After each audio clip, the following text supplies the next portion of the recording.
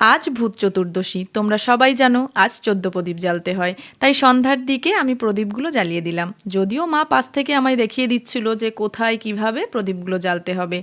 আর আগের দিন দীপ আর আকাশ দুজনে মিলে বাড়িটাকে লাইট দিয়ে সাজিয়েছে, খুব সুন্দর লাগছিল। তারপর আমরা বেরিয়েছিলাম। ফার্স্টে চলে গেলাম মলে, আমাদের কিছু শপিং বাকি ছিল। আসলে আমরা এখন যাচ্ছি মাসি বাড়ি, ওদের পুজোয় জামাকাপড় দেবার জন্য। দুর্গাপুজোয় দেওয়া হয়নি, তাই কালী পুজোর আগের দিন চলে গেলাম। আমরা এখন মাসিবাড়ি চলে এসেছি, আর ভাই কিন্তু নতুন জামা পেয়ে খুব খুশি হয়ে গেছিল। ও কিন্তু এখন বেশ মিষ্টি করে কথা বলতে শিখে গেছে। এখানে গিয়ে আমরা খেলাম খিচুড়ি। মাসি বলছিল খিচুড়িটা ওনাদের পাশের বাড়ির একজন বাড়িতে পুজো করেছিল, তো সেটাই প্রসাদ হিসাবে ওনাদের পাঠিয়েছিল। আর আমি খিচুড়ি খেতে বরাবরই ভীষণ পছন্দ করি। মাসি বাড়ি থেকে আসার সময় বেশ অনেক বাজি নিয়ে এসেছি। এনেছিলাম কালী পটকা, ফুলঝুরি, চরকি, চটপটি, আরও অনেক কিছু। তোমরা সেটা কাল দেখতে পারবে।